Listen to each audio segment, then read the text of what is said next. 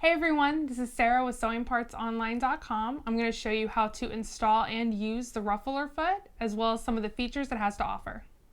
So this is the Ruffler Foot, and it is a little crazy looking, but it is also very cool.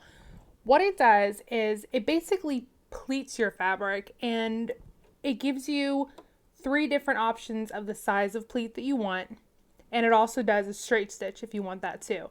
And what it's going to do is it pulls your fabric through these grooves and uses this to push it under and pleat it.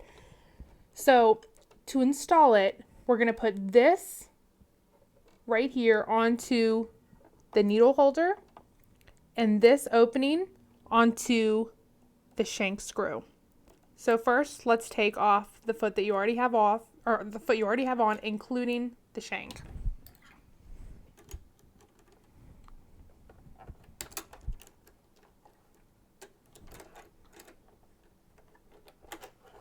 Take that off and move it out of the way.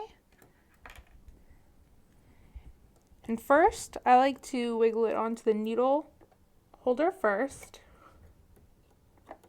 Once you have it on there, go ahead and slide it onto the screw. And make sure to get it on nice and tight because this does have a lot of movement to it. And there you go, installed. So this is kind of like the setting tab for a Ruffler Foot. We have a star, a 12, a 6, and a 1. And what this means is how many stitches are in between each pleat. This is 12 stitches between each pleat, 6 stitches between each pleat, and this is a pleat every single stitch. So more ruffles, less ruffles, and the star is a straight stitch, no ruffles at all. And if you want to adjust this even further, you can adjust your stitch length. So if I had a longer stitch length on a 1 versus a shorter stitch length on a 1, the pleats would be a different size. If I have a 12 and my straight stitch is at maybe a 2.5, they're going to be closer together than at a 5.0 stitch length. So this is where you can further adjust your settings for your Ruffler Foot. So now that we have it installed, I'm going to show you how we're going to insert the fabric. For the ruffled fabric, because this has the option of doing one flat piece of fabric and then ruffling at the same time and attaching them, similar to like a gathering foot. So what we do for our ruffled fabric is we're going to do over this, under this, over this, and through. So we'll go over the first little bump, under the second one, and over the third one. See if I can. And then we pull it through underneath these little claws right here. And that's how we get it started. So we're just going to sew a few stitches just to get this to push the fabric through.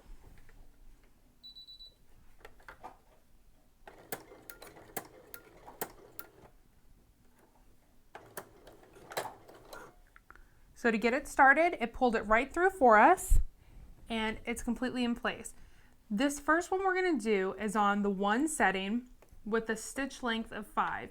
Now the stitch length will also determine how far in between your pleats are going to be. So it's on a 5 right now and it's on the first setting of a 1, and you can see that it's going to pleat every single stitch. It's going to pleat. Now if I change it to a 6, it's going to do every 6 stitches.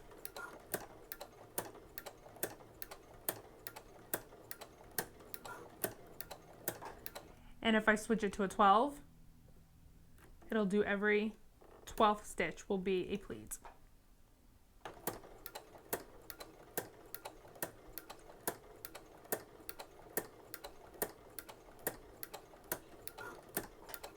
And a star will be a completely straight stitch. There'll be no ruffling at all. Now with this, you don't really want to back stitch, So go ahead and when you're finished, bring your stitch length to a 0. So a couple stitches to lock in the thread, and you're finished.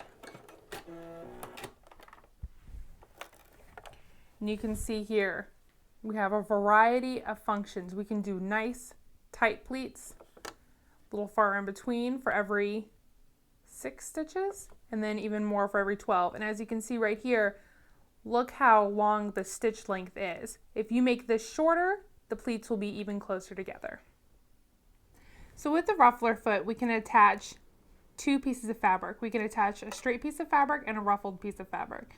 So for the straight piece of fabric, we're going to go over this one, under this one, and all the way through, underneath the presser foot.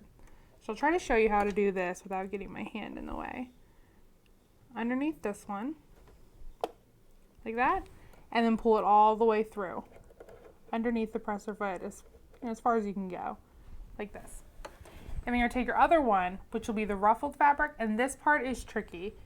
What you want to do is install the fabric the same way you did, when you're just sewing the one piece, but you have to try not to mess up the bottom piece.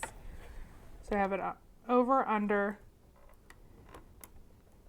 and pull it through as best as you can without messing up the fabric that's underneath. So let's try to straighten it out, get it nice and lined up.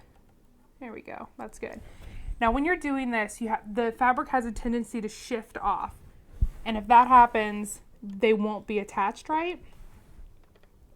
So you want to make sure that the top and bottom fabric are lined up correctly. It's going to give you about a little less than a 1/4 inch seam. So we have everything nice. I can see from my end that my blue and my green are lined up. They're lined up on the inside grooves nicely, and they shouldn't shift out of place.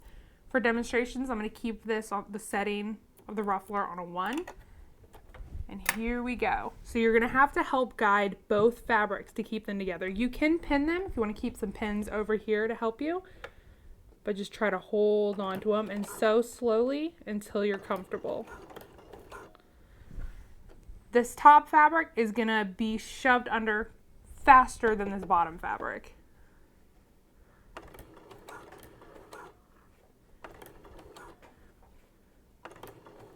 It's okay if you have to stop and start to readjust.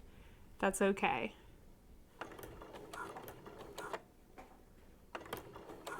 Just make sure that the green fabric and the blue fabric are lined up.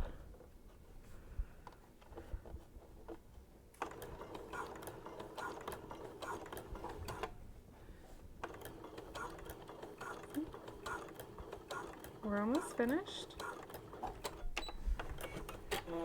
You just go ahead and pull it out from underneath the foot.